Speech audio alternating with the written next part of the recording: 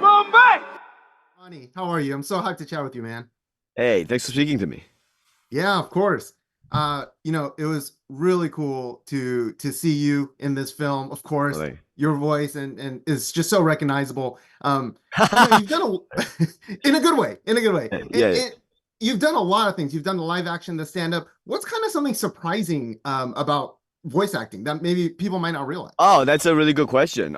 It's actually probably the toughest of all three, if you can believe it, because you're in a room and you're kind of yelling into a microphone, and if it's kung fu, man, you have to make a lot of like action noises, and those noises, it's tough to make repeatedly over hours, so it actually does more damage to the voice than any other thing I do. That's surprising. Yeah, but I agree. I've heard it's very challenging. But Yeah. people think, oh, it's not going to be that hard. But Yeah, look, is it easier to do it in your pajamas? Yeah, it's great that you can just wear whatever, but man, it is, I mean, it's tough in terms of the actual hours you got to do. yeah. Now, speaking of the hours, everyone knows you're hilarious and witty and all of that. But Oh, I don't thanks. know if everyone knows, like, you're kind of a badass. You do martial arts. I've seen you with the jujitsu training. Oh, yeah, Um, yeah.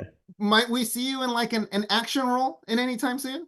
Oh, yeah, there's a project coming up on Hulu. It's been Interior Chinatown, and me and Jimmy O Yang and Chloe Bennett were like kung fu fighting in that whole thing. So yeah, you can check it out in that. But Yes. let me just say I'm not that good at martial arts. I'm just a beginner. So Don't be so humble. yeah. Now, for this film, one of the things you said in a video recently is like it's clearly an homage to classic wuxia films. What are some of your favorites that you really grew up on and that inspired Wait, you? what video did you see where I said that? Oh, well, there's I have a direct feed into your no. There was Kung Fu Panda 4 released like a Oh, that's right, that's right. Asian Yeah, inspired yeah, video. yeah. Yeah, which Yeah, I it's loved. I thought that was awesome. yeah.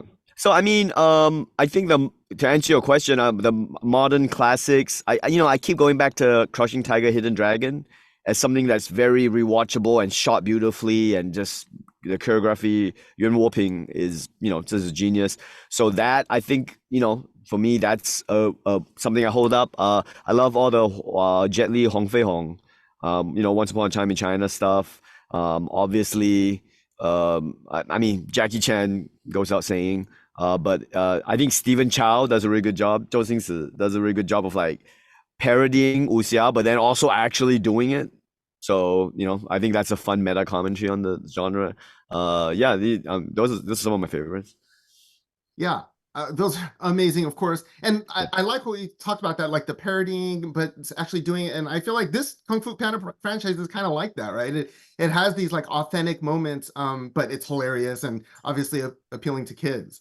Yeah, yeah, yeah. I think that's why it's this American-made franchise is so beloved by people in China and Asia because it's made with so much love and respect and talent that it becomes undeniable, right? And I think that's a very important thing to think about in this time when everyone's kind of like, wondering what does cultural appropriation mean and so and so and so. And this movie does a great job of showing that, hey, you can merge sensibilities of two cultures if you do it with love and respect and you're talented and you know what you're doing. So it's yeah, that's what I love about the franchise. 1000%. I couldn't have said it better. Ronnie, thanks so much for taking the time. I'm a huge fan of all your work, and it's great to chat with you. Thank you. Thanks for speaking to me. See you guys. Hi, this is Ron from POCculture.com. Stephanie, Mike, how are you? Hi, Ron. Great. Thank you. How are you? Great to speak with you both. Congratulations on the film.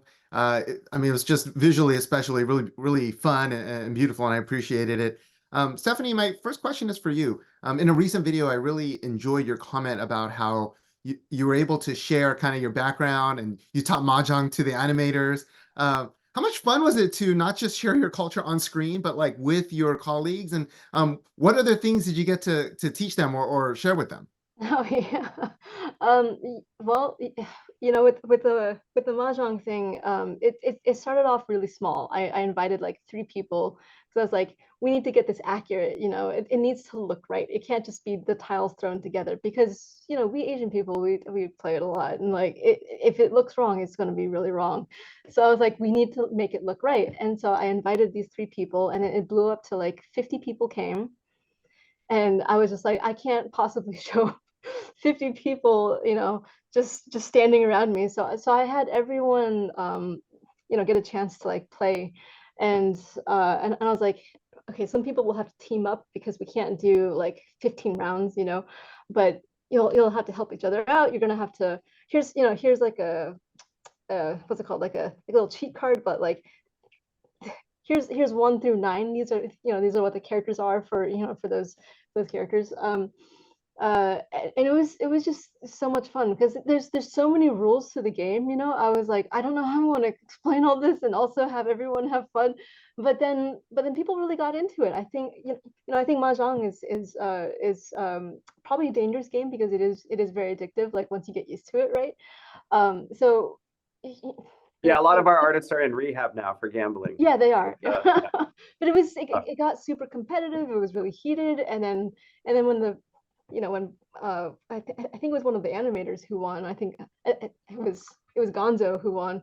He was like, "Yes, I got it," and everyone's like, "Woohoo!" And then some people were like, "Oh man, I was so close." And I was like, "Okay, that's a good thing. That's a good thing. We got there. It was really great." I mean, I was sweating so hard because I was like, "This was supposed to be three people. Why are there There was 50 a lot people of here?" passion. There was a lot of passion for everyone to learn as much as they could Yeah, about I everything I that was was very going happy about that. on And screen. then and then I think one other thing that I was constantly like dinging. I was like, no, you hold the chopsticks like this, not super close to the top, but like further up. Like that's how you do it right. So I would always be like, hold the chopsticks right, you guys. A lot of details. There's a lot of Stephanie had her eye on all the details, and there's a lot going on in this film. All the Asian things, yeah. Yeah, all the Asian things. I love it. And it sounds like we're ready for like a Kung Fu Panda mahjong tournament. Yeah, yeah. Bring money. Yeah. That's hilarious. Mike, you just mentioned like there's a lot of authenticity in the film. And one of the quotes you had was that this film is like a love letter to Yeah. Chinese culture, to Chinese films. Do you have any personal favorites of like Chinese cinema or anything that just kind of inspires you or just you enjoy generally? Well, aside from Kung Fu Panda 1, I love Iron Monkey. That's one of my favorite films. I could watch Iron Monkey over and over again because, like this film, it tends to combine really kick-ass fight sequences, but there's a joke to them as well. You're allowed to have fun, and there's a lot of humor involved. And I can't think of any. I do think this is one of the best franchises ever, best animated franchises ever made. But the one thing that is really cool about it is it gets to combine kung fu fighting with humor and jokes, and what a great, like, no other storytelling calls for that combination of those two things, and I just find it so joyful. And then it reminds me of like Kung Fu Hustle is another one of my favorite films. Yeah, we talked about that one a lot. So yeah, I mean, Granny Bohr is kind of like the landlady from Kung Fu Hustle. Like there's a lot of homages to Kung Fu cinema. Even some of the moves that Poe does before he fights, like a lot of that stuff, it's all yeah, it's little Easter eggs you can see everywhere of just films that inspired us from the past. And then Stephanie and I were really lucky. We wanted to be authentic with our moves, and these Kung Fu moves have evolved a lot since the last Kung Fu Panda film. So we found there's a lot more to explore. Not to mention, Poe's got this staff of wisdom that he got from Oogway in the last film. So now he's doing staff moves. So we hired some stunt people from a lot of the Marvel films, and they gave us like the animators, and they performed, and we videotaped them a lot of authentic moves and kung fu moves, and it was like really fun and really exciting to like just evolve with this film. Wow, I love that. And I mean, I agree with you, Mike, that there aren't that many franchises that can boast that kind of level of depth and Yeah. and details. And that's great. I think that really showed. Now, Stephanie, this cast is just amazing, right? Cast, We right? got Yeah. Kung Fu Panda always had amazing cast, but this is one of my favorite casts. What was it like for you to be able to work with like Aquafina and Ronny Chieng and Ki Kwan? Like, what was that for you? Lori Tan. Yeah, Lori um, Tan, yes. it basically brought me to tears every single time, and I would have to every single morning, like before I would go into the room, I would have to take a deep breath and just be like, I am about to meet some of my heroes, and they have done a phenomenal job of like going out there, being really incredible representatives, of Asian culture, of like Asian American culture too, and just like showing the world that we are really kick ass at showing like this full range of like everything, and we can do kung fu. So take that. Yeah. Not to mention, Stephanie, I just went to James Hong's 95th birthday. He plays Mr. Ping, Mhm. and he celebrated his birthday in Hollywood and put his hands in the cement and his feet in the cement in front of Grauman's Chinese Theater. And that was incredibly inspirational to see 95 years old and still jumping around and dancing with dragons. James Hong, and he's just one of many of our performers in this film. Yeah. Yeah, what a legend, and I enjoyed that Right? ceremony. Um, my last question for either of you is how do you make sure that a franchise like this, the fourth film, stays fresh and exciting for new audiences?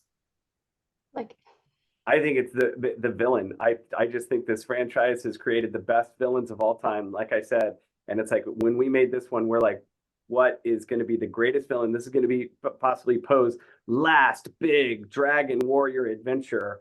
How badass can we make this villain? And it sure didn't hurt that it was Viola Davis voicing her.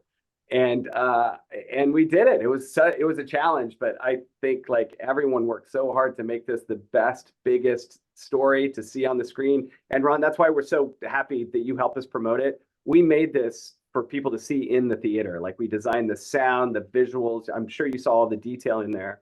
So we're so thankful that you'll help us promote this because we just want everyone to see the biggest and the best Kung Fu Panda. Absolutely. Well, thank you so much for your time. Enjoyed speaking with you, and congratulations on the film. thanks so much, Thanks. Ron.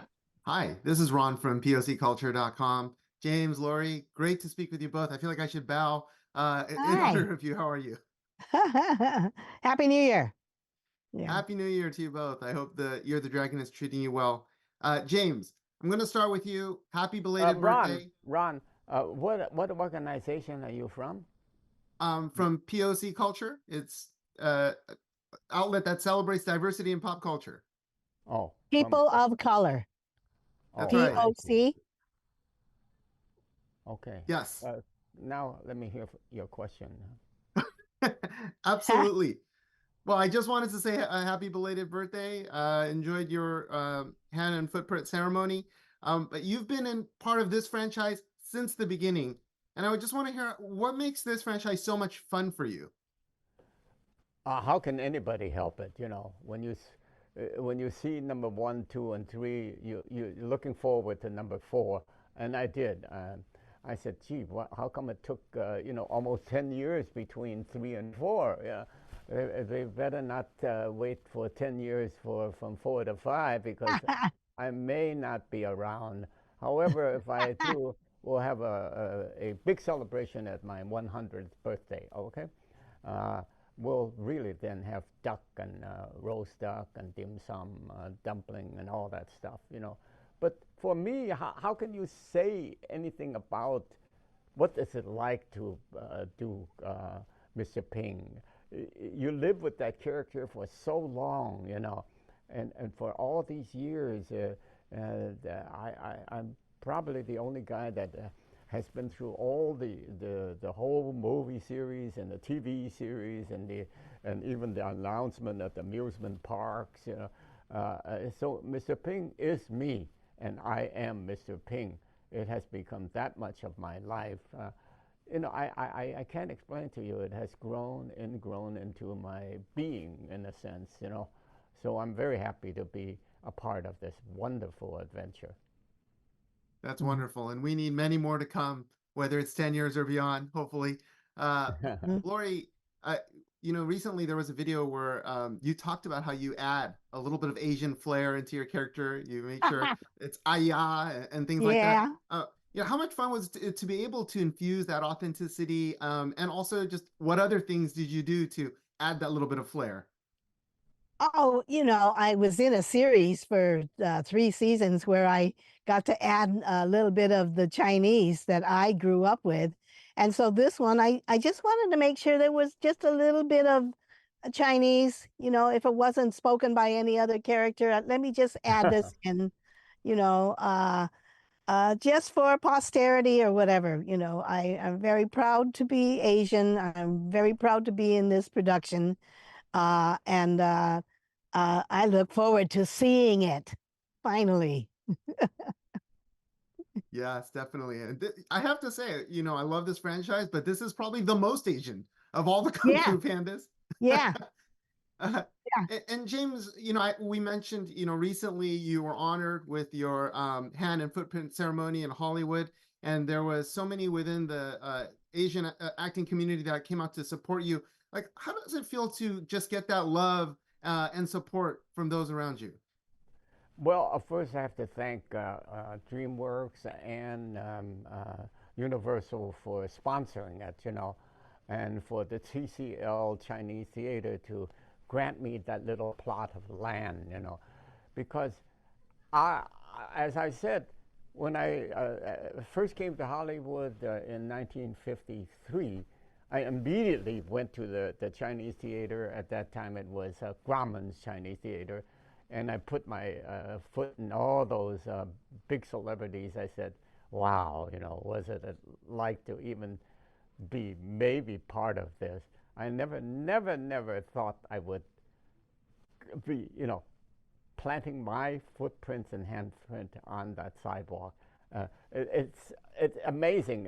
It takes 70 years to arrive here in the sense of getting a star on the Walk of Fame near that footprint, and then all of a sudden somebody says, we want you to come and put your footprints here, So I haven't seen it put in place yet. I hope they put some rivets to secure it so nobody will steal it. Because I heard that they stole Jackie Chan's footprints twice. I don't know how, but so I hope they secure mine, and don't put me in a corner, please. So when all the Asian Americans and other people, but especially the young Asian American actors and creators, put their feet into my imprint there, just remember it took me 71 years to get there. So keep on trying. If you have talent, you'll make it. And you have to speak up for yourself. As a group, if there's not enough Asian American actors and creators on the scene, speak up. You can't be any longer in the silent minority group. It's America. You have to speak up in order to get what you want. Absolutely. Thank you for saying that. I heard you share that a long time ago. You put your feet at like John Wayne's and it wasn't quite the right fit. And now so many will come behind you and put their feet on your prints and be inspired. So congratulations on that. Lori, you talked about the show you worked on before, of course, working with Awkwafina, who is also starring in this film. Like, could you talk a little bit about how much fun it is to work with her and just the chemistry that the two of you have? Being on that show, season 1, it just came out of a improv again. It was a relaxed atmosphere, and she came in and said, "You know what day this is?" And I said, January the 3rd. You mean the time when white people went and took the recipe from the Chinese people and put a little tomato sauce in it and called it their, you mean that day? So that started the whole beginning of writing the misconceptions of the Asians and just giving a flair of the Asian family. And so, this one, I'm with Granny Bohr, I'm very proud to be able to let loose and be nasty You know, it's such a difference from a stereotype of a beautiful, subservient Asian woman. You know, this one's badass. Yeah, So, that's great. yeah. Absolutely. Mike Mitchell said that your character is a little bit like the landlady in Kung Fu Hustle. So Yeah. badass. I enjoyed it. Thank you. Yeah, so I'm glad she did that. I love what she did in that series. Laura, you were really funny. I laugh a lot. And Oh, so, like I say, I'm 95, but don't count me out. In fact, I'm into the production now, and my own movie, Keepers of the Five Kingdoms, is coming out oh, soon. So, I'm a producer, actor, anything, just to keep creating. You know what I mean? yeah. I Yeah. could retire and go into assistant living, which my wife thinks I should do, but I just Oh, don't see going and sitting there doing nothing in a sense. So there's a few roles left in me yet before I ride off into the horizon. So keep looking for me. I love that. Absolutely, James. We're never counting you out. If there's anything we should have learned, it's that. Congratulations to you both on this film. Great chatting with you. Look forward to chatting thank with you you. again. Thank Thank you, you. Harry.